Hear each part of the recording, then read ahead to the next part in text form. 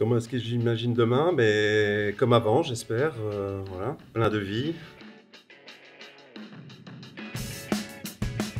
Le fait de voir notre beau cinéma vide, voilà, ça fait quelque chose. Ça fait 70 ans plus ou moins qu'on existe. C'est la première fois qu'on arrête nos activités pendant si longtemps. Et de voir 5 salles constamment vides, c'est un petit peu triste pour un cinéma qui est plutôt un endroit vivant, voilà, plein de gens. C'est ça qui m'a marqué.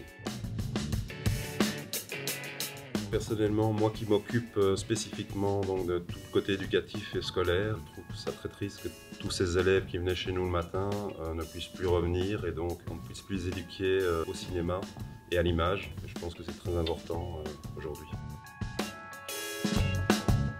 C'est un impact sur tout le milieu, déjà tous les acteurs culturels, du début à la fin.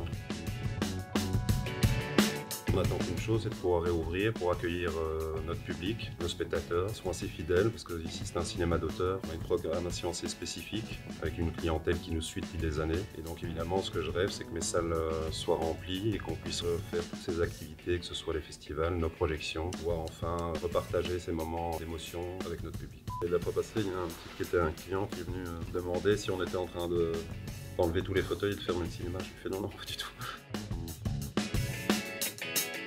J'ai bien réfléchi à la question et oui, je compte me faire vacciner parce que j'ai envie de continuer à cultiver l'émotion ici et de faire rêver les gens. Et donc le fait que les gens se fassent vacciner permet de réouvrir les salles de cinéma, mais aussi tous nos autres acteurs culturels qui sont les théâtres, les salles de concert, et de pouvoir faire vivre toute la profession.